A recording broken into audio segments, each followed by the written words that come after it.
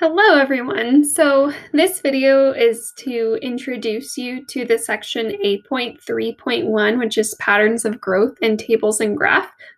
So what you're going to be doing is looking at different sequences and different patterns, obviously, as what the title says.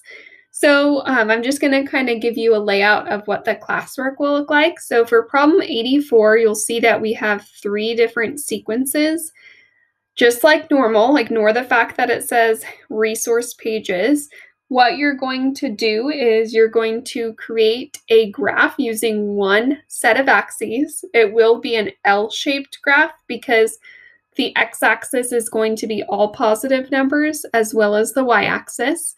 So they want you to plot each of these sequences using the same axes in different colors. So for example, sequence A could be black, B could be red, and C could be blue. And even though normally sequences we would actually leave unconnected, meaning discrete, in this case, we're going to connect them. That way we can see the pattern more. So that's what you're going to do for 84. And then moving on to 85. So it says, consider how fast each of these sequences is growing by looking at tables in the graph. Do not make any additional computations, instead make conjectures based on the tables and graph. So the first question A is saying if n represents the number of years and T of n represents the amount of money in your savings account, which account would you want? So you're going to kind of think about the growth of sequence A, B, and C and what you can see so far and figure out which one would produce the most amount of money. Would your answer change if it's many years? So that would be part B. Part C, again, we're not going to obtain a resource page.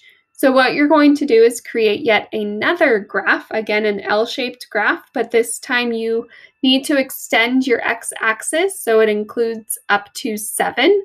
So what you should have for 85C is you should have 3 tables, one for A, B, and C, and each table should now extend to the 7th term. So you have the first 4 terms, so you have to use the pattern to get up to 7 terms, and then again you are going to graph each one and connect them once again so you can see the pattern. And then now it's going to ask you, would you change your answer based on what you see? For 86, it's just asking about, will an exponential growing bank account eventually contain more money than a linearly growing bank account for the same amount of initial savings? So really just comparing an exponential to a linear.